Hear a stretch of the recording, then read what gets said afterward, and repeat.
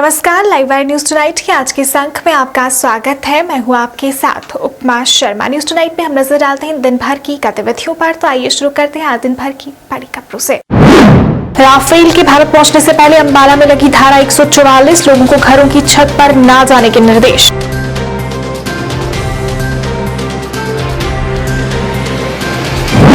प्रधानमंत्री नरेंद्र मोदी की अध्यक्षता में आज होगी कैबिनेट बैठक, नई शिक्षा नीति को मिलेगी मंजूरी।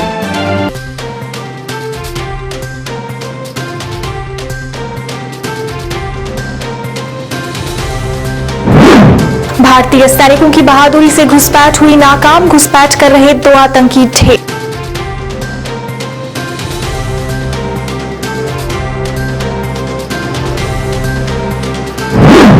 और देश में संक्रमितों का आंकड़ा 15 लाख के पार, पिछले 24 घंटे में 48,512 नए मामले आए सामने।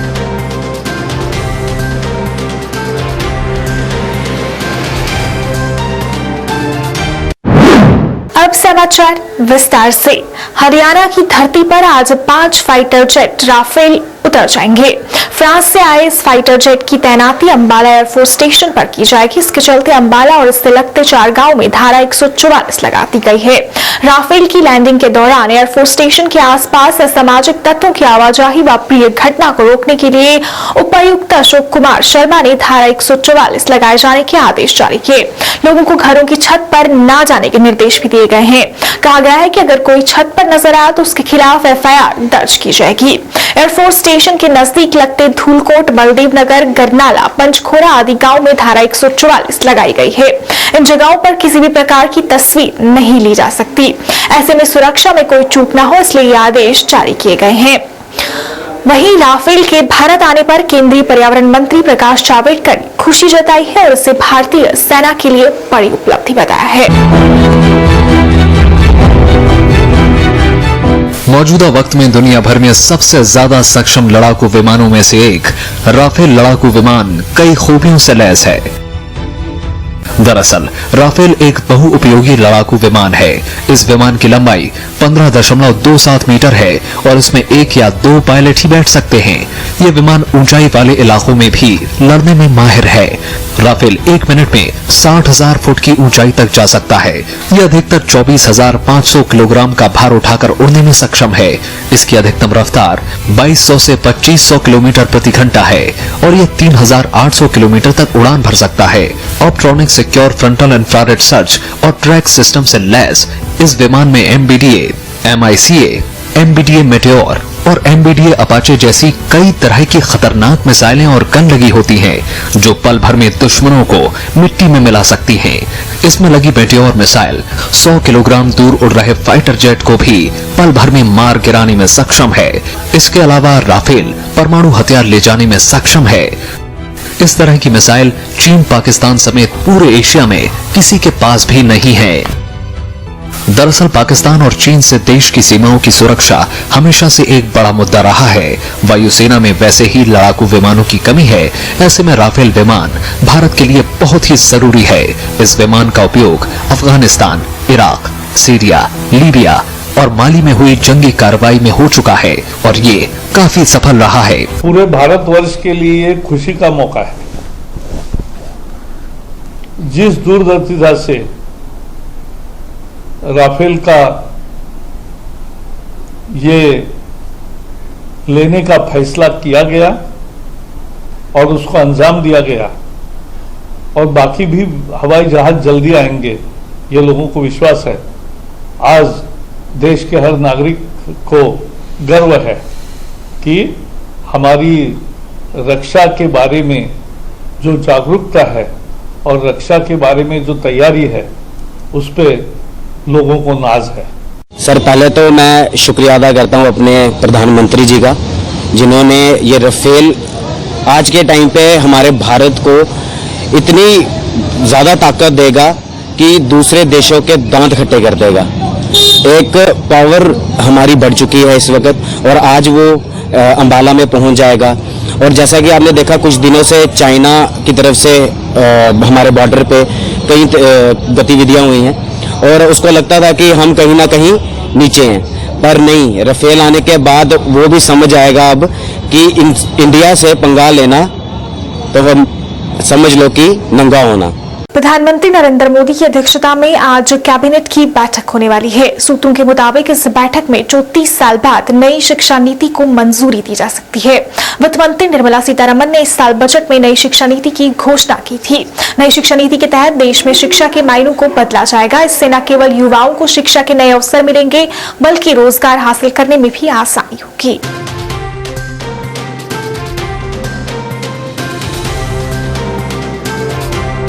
नौशेरा सेक्टर के कलाल क्षेत्र में मंगलवार शाम सेना ने घुसपैठ का एक और प्रयास विफल कर दिया। इस दौरान 2 आतंकी मारे गए हैं और एक घायल हुआ है। 4 से 5 घुसपैठिया पीओके में भाग गए। इनमें से 2 से 3 घुसपैठिया घायल भी हुए हैं। भागते समय वे मारे गए साथी का शव भी साथ ले गए। सूत्रों का कहना है कि घुसपैठियों का ये दल फिदायीन दस्ता था जो अत्याधुनिक हथियारों से लैस था।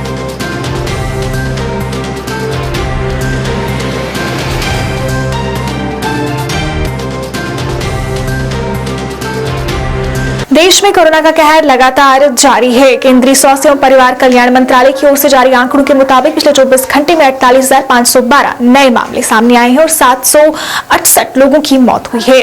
इसके बाद देश भर में कोरोना पॉजिटिव मामलों की कुल संख्या 15,31,669 हो गई है, जिनमें से 5,09,447 सक्रिय मामले हैं। 9,88,029 लोग ठीक हो चुके हैं और वहीं अब तक 34,193 लोगों की इस भयंकर बीमारी से मौत हो चुकी है। आइए देखते हैं हमारे संवाददाता रवि शर्मा की यह विशेष रिपोर्ट। जम्मू में भी कोरोना वायरस के मामलों में लगातार बढ़ोतरी हो रही है और जम्मू की बात करें तो आज सुबह से लगभग 2 केसेस जो है वो कोरोना वायरस के पॉजिटिव पाए गए हैं और अभी तक जम्मू जिले की बात करें तो 942 लोग जो हैं वो कोरोना से पॉजिटिव जो है वो पाए गए हैं और 15 मौतें जो हैं वो जम्मू जिले के अंदर हुई हैं। और देर रात की बात करें तो देर रात से अभी तक 6 लोगों की जान जो है वो कोरोना वायरस की चपेट में आने के कारण जम्मू कश्मीर में अभी तक गई है, जिनमें से 5 लोग जो हैं वो कश्मीर घाटी के हैं और 1 व्यक्ति जो है वो जम्मू के हैं। प्रशासन की बात करें तो लगातार प्रशासन के द्वारा ये हिदायतें जारी की जा रही हैं कि जो भी दिशा निर्देश प्रशासन द्वारा दिए गए हैं आप उनका पालन करें। रवि शर्मा, जम्मू। जम्मू शहर में जहां एक तरफ शहर को स्मार्ट सिटी बनाने के दावे किए जा रहे हैं और इस सिलसिले में कल उपराज्यपाल ने कई विकास कार्यों का उद्घाटन भी किया, वहीं दूसरी ओर कल रात हुई बारिश ने प्रशासन के इन दावों को खोखला साबित कर दिया। कल रात से शुरू हुई बारिश आज सुबह तक होती रही और इस बारिश की वजह से बलवंत विहार उदयवाला वार्ड नंबर 61 में रहने वाले लोगों के घरों में पानी भर आया। सारा पानी घरों में आने से लोगों का काफी नुकसान हुआ, जिसमें फर्नीचर, टीवी, फ्रिज सभी चीजें पानी में तैरती नजर आई।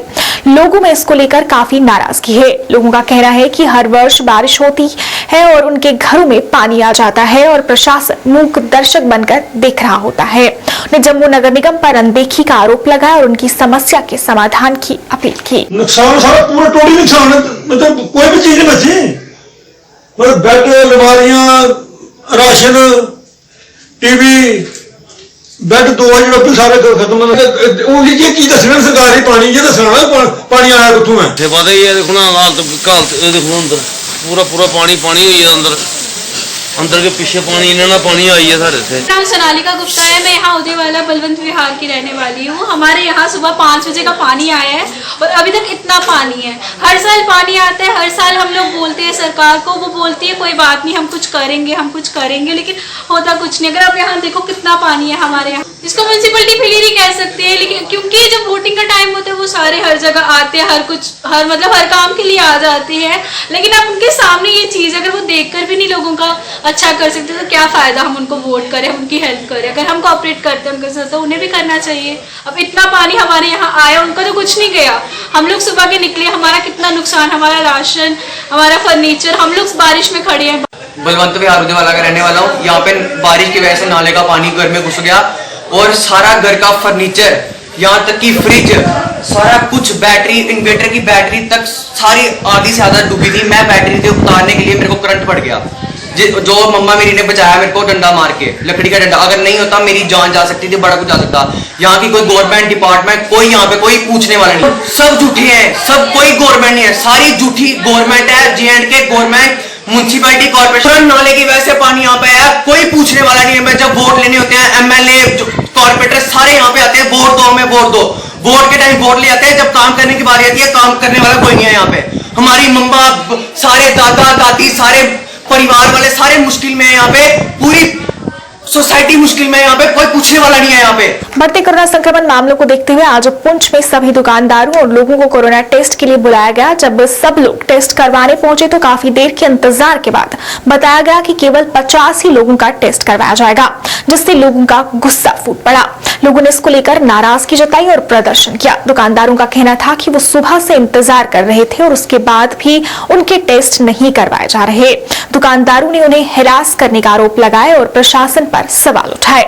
इस दौरान उन्होंने सोशल डिस्टेंसिंग पर भी सवाल उठाए और कहा कि यहाँ पर इतने लोगों को बुलाने के बाद भी सोशल डिस्टेंसिंग के लिए कोई पुलिस अधिकारी मौजूद नहीं है जो लोगों को सोशल डिस्टेंसिंग का पालन करवा सके। बुलाया गया था, 9 बजे का टाइम दिया था, लेकिन इसमें जो है तकरीबन 10:30-11 बज रहे। अभी आ रहे हैं डॉक्टर साहिबान और लोग जो है पूरा बाजार जो है मार्केट वाले सब यहाँ इकट्ठे हैं। अभी वो डॉक्टर साहिबान कहते हैं कि उसमें 50 आदमी का हुआ, बाकी वाले लोग कहाँ जाएंगे, कैसे हुआ। ये सिर्फ जो है दुकानदारों के लिए, दुकानदारों के साथ एक ज्यादती की जा रही है और दुकानदारों को हिसाब में हिरासमेंट किया जाता है। मैं डीसी साहब से गुजारिश करता हूँ कि टेस्ट करवाएं, लेकिन सही तरीके से टेस्ट करवाएं ताकि लोगों को परेशानी ना हो। वहीं इस दौरान दुकानदारों ने प्रशासन पर सवाल उठाते हुए कहा कि रेड जोन में अभी भी दुकानें खोली जाती हैं, जबकि बफर जोन में दुकानों को बंद करवाया जाता है। और उन्होंने साफ तौर पर प्रशासन पर दुकानदारों की अनदेखी करने का आरोप लगाया। सारे दुकानदारों के साथ इतनी बड़ी हैरेसमेंट हो रही है और जिनको कोरोना नहीं है उनको भी कोरोना हो जाएगा। आप एक मिनट कैमरा घुमाइए, कोई पुलिस वाला यहाँ पे नहीं है, जबकि ये बाजार का मेन चौक है, द सिटी ऑफ वर्ट है। यहाँ पे सब इंस्पेक्टर साहब वो बैठे हैं, आप कैमरा घुमाओ, वो साइड पे खड़े हैं, कोई यहाँ पे आके अवेयरनेस नहीं है। हमारे पास ऑन रिकॉर्ड वीडियो है पुलिस की, जिसमें कहा गया सिंडिकेट से लेके परेड ग्राउंड तक जितने दुकानदार हैं सबके टेस्ट होंगे, उनके मुलाजमात के भी होंगे। आज हमने अपने मुलाजमों को गांव से लाया अपनी गाड़ियां ले जाके, और अभी हमें कह रहे हैं 50 लोगों के टेस्ट होंगे। ये कौन सी हैरेसमेंट है? बफर जोन है, 200 मीटर है, 200 मीटर में आप दुकान खोल सकते हैं। हमने भाई चौरा पे तब भी दुकान बंद रखी। हाजी मार्केट में जहाँ पे केस आया, आज आप चलिए हमारे साथ, वहाँ पे सब्जी की सभी दुकानें खुली हैं। ऐसे नहीं होता। हम डीसी साहब से दरख्वास्त करते हैं, वो आए मौके पर सभी के टेस्ट हो तभी चलेगा। जहाँ पे कुनैया पॉजिटिव है बंदा वो भी खुला है, ऐसे नहीं चलेगा। हमारी दुकानों के किराए हमारे मुलाजिम है, हमारी बैंक की लिमिट है, ऐसे नहीं होता। डीसी साहब को बुलाया जाए, नहीं तो कोई दुकानदार टेस्ट नहीं कराएगा। ये हम डीसी साहब को बता देना चाहते हैं। चाहे हम सबको क्वारंटीन सेंटर डाल दें या जैसे मर्जी करें, इससे तो वही बेहतर है कि क्वारंटीन सेंटर चले जाएंगे। ये हम सबको पॉजिटिव करना चाहते हैं, ऐसे नहीं होगा। वहीं इस सिलसिले में जब superintendent medical department Poonch doctor Shamim Bhatti से इस पर बात की गई तो उन्होंने कहा कि उन्हें आदेश दिया गया था कि 50 ही लोगों के टेस्ट होंगे, जिसके लिए उन्होंने मोबाइल वैन भेज दी थी। जैसे हमारा कल ये डिसाइड हुआ था कि मोबाइल टीम्स जो है वो जाके सैंपल्स वगैरह लेंगे, तो उसमें हमारा ऐसा था कि जो यहाँ पे हमारे डिस्ट्रिक्ट हॉस्पिटल में इधर है, तो ये कल जो सीएमओ ऑफिस से हमें यहाँ पे लिस्ट आई थी, उस लिस्ट के मुताबिक यहाँ पे 120 बंदा जो था वो हमारा यहाँ पे हॉस्पिटल में होना था, और 50 बंदे की जो लिस्ट उन्होंने चढ़ाई थी कि ये मोबाइल टीम करेगी, वो काजी मोड़ा के लिए उन्होंने पहले डिसाइड किया था। तो लेकिन बाद में उन्होंने बताया कि यहाँ पे जो मोबाइल टीम है वो हमने भेजनी है यहाँ पे परेड ग्राउंड में। तो जब परेड ग्राउंड में वहां पे हमारी मोबाइल वैन गई, टीम लेके सारा सामान वगैरह लेके गए वहां पे, तो वहां पे कुछ हंगामा हुआ और टीम को वापस आना पड़ा, क्योंकि कुछ लोगों ने पथराव करने की कोशिश की और बोला कि हम लोग गाड़ी तोड़ेंगे, हम लोग टीम को पिटाई करेंगे। तो उस टाइम मेरी टीम वापस आ गई यहाँ पे।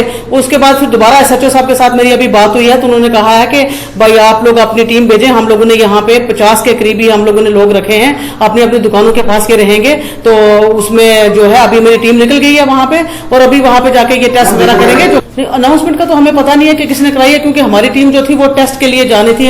हमने तो अपनी टीम जो है वो टेस्टिंग के लिए रखी हुई है, ताकि उनको सारा सामान वगैरह जो भी टेस्टिंग ट्यूब्स हैं, फॉर्म्स हैं, फॉर्मेट्स हैं, जो हमारा ऑनलाइन करने वाली जो टीम है, जिन्होंने सैंपल लेना है, जिन्होंने फॉर्म भरने हैं, जो वो गाड़ी हमारी जो थी वो हम लोगों ने यहाँ से भेज दी। अनाउंसमेंट का हमें कोई पता नहीं है कि किसने अनाउंसमेंट की। रियासी के दुकानदार बाजार में आए लोगों से सोशल डिस्टेंसिंग का पालन करवा रहे हैं। दुकानदारों का कहना है कि उनके द्वारा ये पूरा ध्यान रखा जाता है कि लोग सोशल डिस्टेंसिंग का पालन करें और मास्क सैनिटाइजर का इस्तेमाल करें। उन्होंने कहा कि क्योंकि शादियों का सीजन चल रहा है तो दुकानें खोलने की समयावधि कम है। उन्होंने मांग की कि दुकानें खोलने की समयावधि 9 से 5 कर दी जाए। इसके साथ साथ उन्होंने कहा कि जब भी बड़ी गाड़ियां मेन बाजार में आती हैं तो उसकी वजह से लोगों की भीड़ इकट्ठी हो जाती है और सोशल डिस्टेंसिंग नहीं रहती। उन्होंने प्रशासन से अपील की कि जब तक महामारी चल रही है तब तक बड़ी गाड़ियों को मेन बाजार में आने की इजाजत न दी जाए।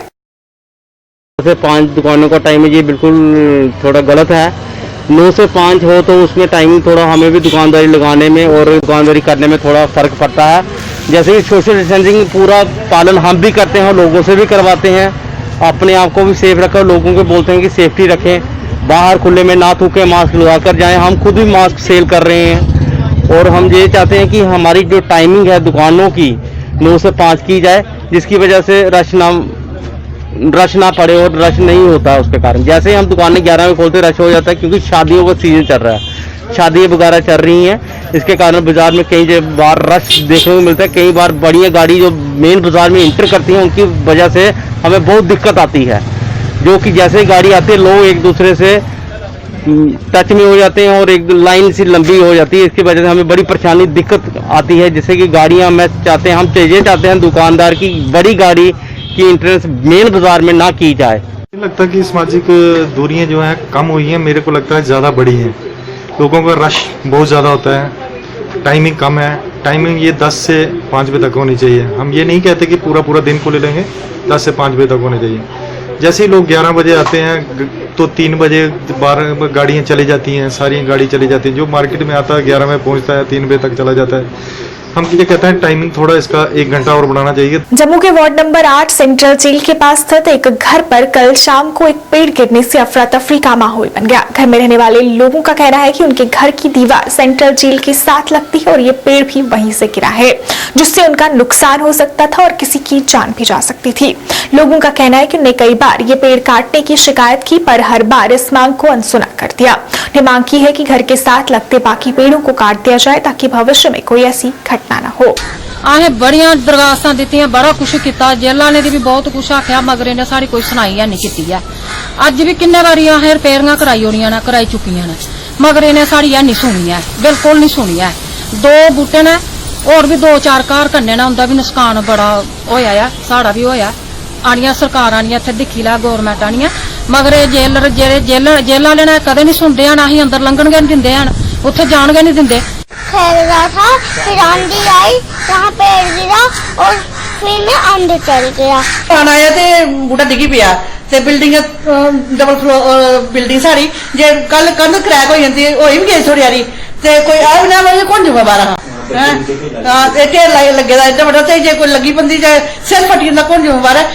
जो प्रशासन को मैंने बहुत दफा कहा है कि डीएफओ साहब से भी मेरी बातचीत हुई थी, तो उन्होंने कहा था कि इसका जो कि बना दिया है काट देंगे, मगर जहाँ पे काटने का काम तो लगा, मगर अलबत्ता इन्होंने थोड़े से ही काटे और हमने उनको कहा कि इसको पूरा काटने का प्रावधान है, मगर उन्होंने पूरे नहीं काटे। और देखिए कि आज ये सभी लोगों के लिए एक चिंता का विषय बना हुआ है। इसमें कितने घर लगते हैं हमारे सारे के सारे घरों को, जो कि इतना खतरा हो रहा है, इतना नुकसान हो रहा है कि कल को किसी जान माल का कोई नुकसान होगा तो इसका प्रशासन जिम्मेदार होगा। प्रधानमंत्री आवास योजना के तहत काफी लोगों को लाभ मिल रहा है और लोगों को रहने के लिए घर भी मिल रहे हैं। इसी श्रृंखला में आज जम्मू के वार्ड नंबर 51 में इस योजना के तहत स्लेब डलवाने के काम की शुरुआत की गई।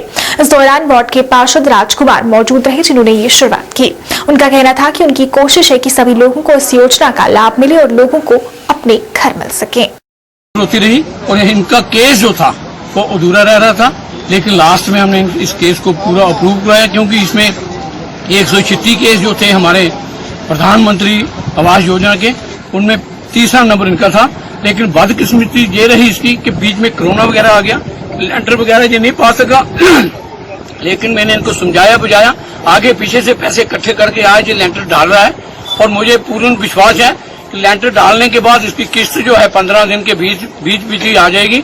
और मैं सभी लोगों से, इस गांव के जितने भी मेरी बाढ़ में लोग रहते हैं और भी आगे पीछे जो लोग रहते हैं, उनसे यही अपील करता हूं, अगर किसी के पास घर नहीं है रहने के लिए, 1-2 कमरा है, वो भी आगे बना सकता है।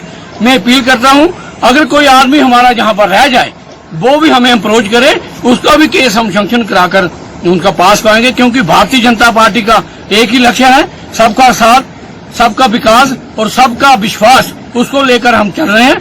मैं चाहता हूं कि मेरी भाड़ में कोई ऐसा आदमी ना रहे जिसके पास घर ना हो। लाइव वायर न्यूज टुनाइट के आज के इस अंक में फिलहाल इतना ही। इसी के साथ मुझे और मेरी पूरी टीम को दीजिए इजाजत और आप देखते रहिए लाइव वायर। नमस्कार।